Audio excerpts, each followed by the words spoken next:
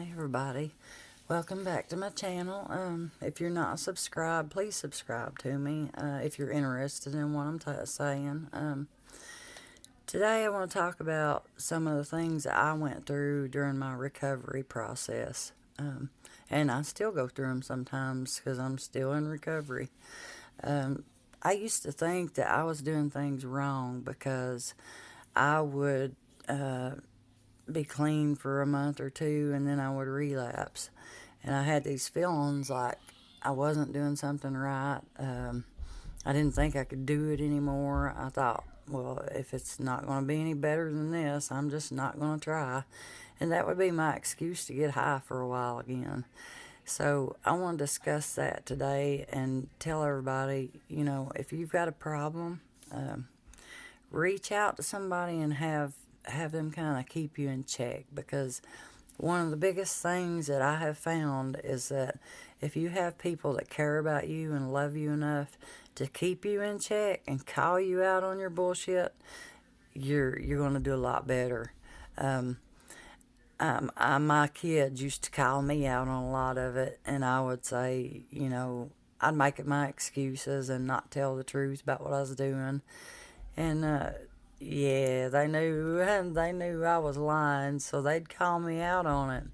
And when they called me out on it, it made me more aware of the things that they knew. They knew what I was doing, and I was ashamed of it. I didn't want anybody to know what I was doing or how I was doing it, because I am a recovering addict that used a needle for a while, and I'm not proud of that, but I'm also, at the same time, I'm ashamed, but if good can come from it, I'm okay with it. I don't do it anymore. Thank God. Thank God. Because that in itself is a habit. If you snort drugs, pills, coke, anything, meth, heroin, if you snort it, that's a habit. If you smoke it, that's a habit. And I'm talking about the way you do it being another addiction. Because that drug, you may be addicted to that drug, or you may just like getting high on that drug, but the way in which you do it, that is another addiction. Because people will tell you, I will tell you, it took me forever to stop snorting pills and coke and stuff like that. Then I had to switch. I didn't have to. Then I switched to using a needle, and I never got off that. And I didn't even do it that much. It's just, there's some things that you can't do, or else it becomes another addiction. And what I was saying about people keeping you in check, I have my kids, I have my daughter-in-law, I have my little grandson Brantley. He keeps me in check quite a bit. Are you okay, Nana? Yeah, Nana's okay. Nana's good. I have my boyfriend Randy. Well, I should say my fiance, because we'll be getting married soon.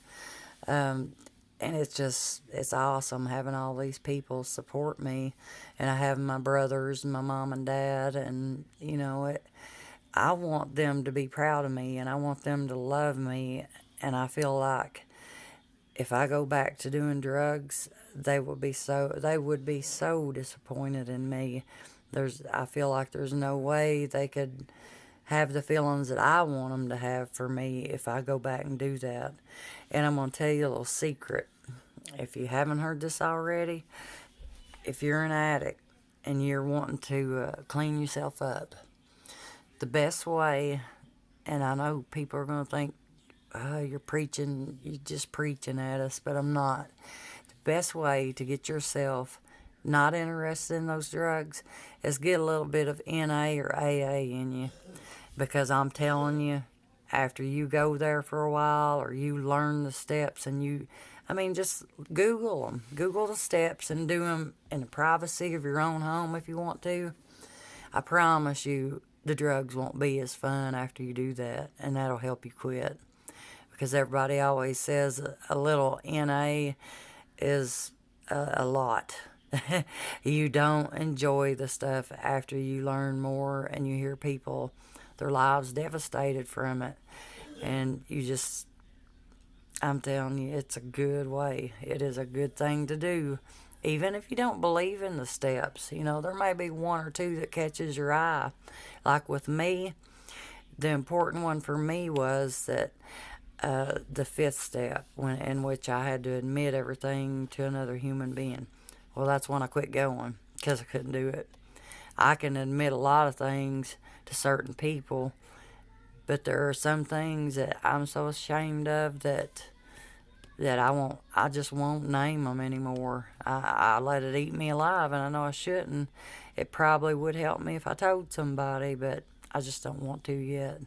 And I'm doing okay. If I start feeling like I'm going to relapse, I have people that I can go to and say, look, I'm having these feelings. I'm doing, I'm trying.